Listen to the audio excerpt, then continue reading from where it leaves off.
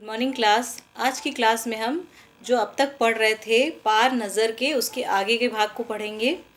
तो इसमें अब दिया है, अपने तकनीकी ज्ञान के आधार पर हमने ज़मीन के नीचे अपना घर बना लिया। ज़मीन के ऊपर लगे विभिन्न यंत्रों के सहारे हम सूर्य शक्ति, सूरज की रोशनी और गर्मी का इस्तेमाल करते आ रहे हैं। तो उन्होंने यही बताया कि हम ज़मीन के नीचे रहकर भी सूर्य की रोशनी के किस प्रकार से फ़ायदे हैं उसको लेने का यंत्र बना चुके हैं। उन्हीं यंत्रों के सहारे हम यहाँ ज़मीन के नीचे जी रहे हैं। यंत्र सुचारू रूप से चलते रहे, इसके लिए बड़ी सतर्कता बरतनी पड़ती है। मुझ जैसे कुछ चुनिंदा लोग इन्हीं यंत्रों को ध्यान रखते हैं। तो किस प्रकार से उन यंत्रों को सही रूप से, सुचारू रूप से चलाना है, वो देखने का कार्य हमारा ही है। बड़ा हो जाऊंगा तो मैं भी यही काम करूंगा। छोटू ने अपनी मंशा जाहिर की। बिल्कुल, मगर उसके लिए खूब पढ़ना होगा। माँ और पापा की बात सुननी होगी, माँ ने कहा। तो उसने भी, जब छोटू ने अपने मन की बात बताई तो उसकी माँ ने भी यही कहा कि उसके लिए खूब पढ़ना होगा। बिल्कुल बनना, तुम जरूर यही काम करना। दूसरे दिन छोटू के पापा काम पर चले गए। देखा तो कंट्रोल रूम का वातावरण बदला बदला सा था। तो दूसरे दिन जब छोटू है, जो छोटू के घर के लोग जो है काम करने चले गए, छोटू के पापा, तो देखा कंट्रोल रूम जो है, जहाँ पे से सारी चीज़ें दिखाई देती थी उस रास्ते की, वहाँ का वातावरण बदला बदला सा था। तो वहाँ का जो माहौल था, वातावरण था, कुछ बदला सा दिखाई दिया। तो कैसे बदला था? शिफ्ट खत्म कर घर जा रहे स्टाफ के प्रमुख की टीवी स्क्रीन पर की तरह इशारा किया। स्क्रीन पर एक बिंदु झलक रहा था। वह बताने लगा, यहाँ कोई आसमान का तारा नहीं है, क्योंकि कंप्यूटर से पता चल रहा है कि यह अपनी जगह अडिग नहीं रहा है। पिछले कुछ घंटों के दौरान इसने अपनी जगह बदली है। कंप्यूटर के अनुसार यह हमारी धरती की तरह बढ़ता चला जा रहा है। तो ये कुछ परिवर्तन था जो कि बिल्कुल असामान्य था, जो कि पहले कभी भी नहीं देखा गया था। अंतरिक्ष यान तो नहीं है, छोटू के पापा ने अपने संदेह प्रकट किया। तो छोटू के पापा ने जो छोटा सा डॉट दिखाई दे रहा था, तो उसके लिए कहा कि ये अंतरिक्ष यान तो नहीं है। तो उनको डाउट हो रहा था कि ये है क्या। संदेह हमें भी है, आप अब इस पर बराबर ध्यान रखिएगा। छोटू के पापा सोच में डूब गए। क्या सचमुच अंतरिक्ष यान होता है? यहाँ से आ रहा होगा? कहाँ से आ रहा होगा? सौर मंडल से हमारी धरती के अलावा और कौन से ग्रह पर जीवों का अस्तित्व होगा? तो उनको बड़ा अजीब लग रहा था उस सैटेलाइट पे, जिस तरह उन्होंने टीवी में देखा था कि हमारे अलावा और कौन से ग्रह में जीवन होगा, लोग जीवित होंगे, वो ऐसा कौन सा ग्रह होगा, कैसे हो सकता है, और अगर होगा भी तो क्या इसकी प्रगति कर चुका होगा कि अंतरिक्ष यान छोड़ सके। और वैसे तो हमारे पूर्वजों ने भी अंतरिक्ष यानों, उपग्रहों का प्रयोग किया था, मगर अब हमारे लिए यह असंभव है। उसके लिए आवश्यकता मात्र की ऊर्जा तो हो। काश इस नए मेहमान को नज़दीक से देखा जा सके। तो जो एक डॉट सा दिखाई दे रहा था उनके स्क्रीन पर, तो उनके मन में ये विचार आया कि काश ये हमको दिखाई दे सकता, हम उसको देख सकते, इस मेहमान को हम देख सकते। हाँ, अगर वह इसी तरफ आ रहा होगा, तब तो यह संभव हो सकता है देखना। तो उनके मन में यही विचार आया कि अगर वो हमारी तरफ बढ़ रहा है तो उसको हम देख सकते हैं। अब अंतरिक्ष यान से एक यांत्रिक हाथ बाहर निकाला। हर पल उसकी लंबाई बढ़ती जा रही थी।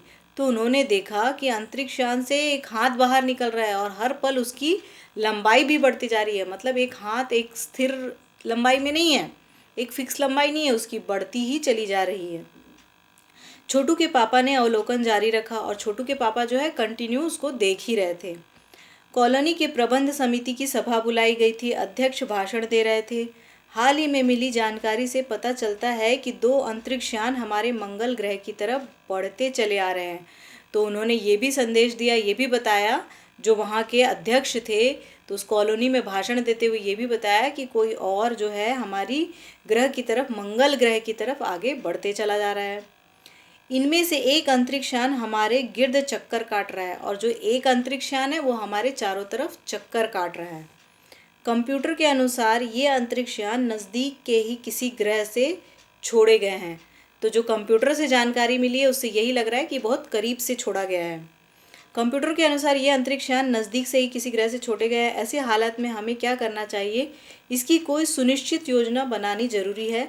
नंबर 1, आपका क्या ख्याल है? तो उन्होंने ये प्रश्न औरों से भी पूछा कि हम इसके लिए ऐसा क्या करें। तो कॉलोनी की सुरक्षा पूरी जिम्मेदारी एक पर थी। उन्होंने कुछ कागज समेटते हुए बोलना आरंभ किया। इन दोनों अंतरिक्ष यानों को जलाकर खाक कर देने की क्षमता हम रखते हैं, मगर इससे हमें कोई जानकारी हासिल नहीं हो सकेगी। तो जो सुरक्षा की जिम्मेदारी रखते थे उन्होंने यही कहा कि इन दोनों को हम जलाकर नष्ट कर सकते हैं, लेकिन इससे हमें पता ही नहीं चलेगा कि ये आया कहाँ से। अंतरिक्ष यान बेकार कर जमीन पर उतरने पर मजबूर कर देने वाले यंत्र हमारे पास नहीं हैं। हालांकि अगर ये अंतरिक्ष यान खुद ब खुद जमीन पर उतरते हैं तो उन्हें बेकार कर देने की क्षमता हम में अवश्य है। तो यही कहते हैं कि अगर वो खुद ब खुद नीचे उतरी, जमीन पे उतरी, तो इसे हम बेकार कर सकते हैं कि ये चलने लायक ना हो। मेरी जानकारी के अनुसार इन अंतरिक्ष यानों में सिर्फ यंत्र है, किसी तरह के जीव इसमें सवार नहीं है। तो उनका ये ख्याल भी था कि इसमें कोई इंसान नहीं है, केवल एक ये यंत्र है, ये केवल यंत्र ही आगे बढ़ रहा है। जिस प्रकार से हम रिमोट कंट्रोल कार चलाते हैं तो उसके अंदर कोई नहीं होता है, लेकिन हम रिमोट से उसको कंट्रोल कर सकते हैं। तो नंबर 1 की बात सही लगती है। नंबर 2 एक वैज्ञानिक थे, वे बोले हालांकि यंत्रों को बेकार कर देने में भी खतरा है। इसके बेकार होते ही दूसरे ग्रह के लोग हमारे बारे में जान जाएंगे, इसलिए मेरी राय में हमें सिर्फ अवलोकन करते रहना चाहिए।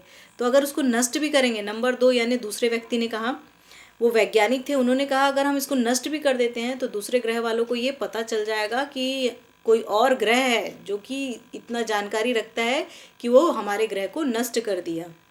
इसलिए मेरी राय में हमें सिर्फ अवलोकन करना चाहिए। जहाँ तक हो सके हमें अपने अस्तित्व को छिपाए ही रखना चाहिए, क्योंकि हो सकता है कि जिन लोगों ने अंतरिक्ष यान भेजे हैं वे कल को इनसे भी बड़े सक्षम अंतरिक्ष यान भेजे। तो वही कहने लगे कि जो आज ये अंतरिक्ष यान भेजे हैं शायद उससे भी कुछ ताकतवर कुछ भेज दें।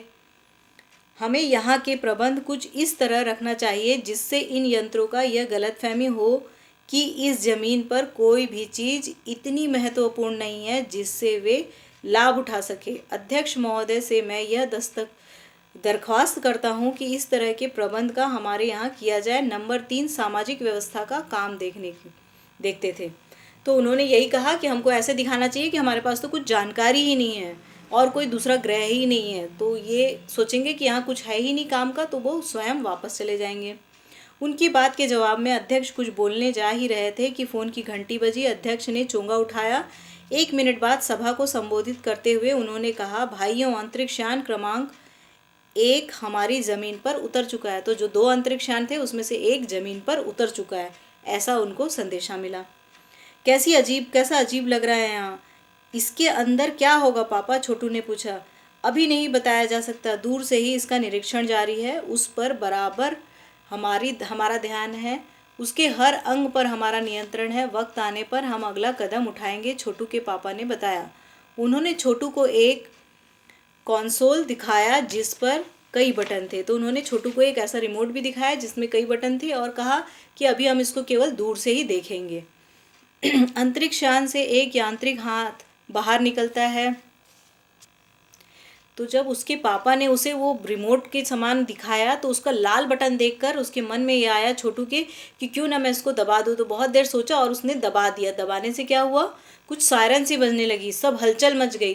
तो छोटू के पापा छोटू को खींचे और 2 थप्पड़ लगाए उसको, और उस बटन को वापस वैसे ही रखने का प्रयास करने लगे। लेकिन क्या हुआ कि उसको वैसे रखने के बाद क्या हुआ, वो हाथ काम करना बंद कर दिया।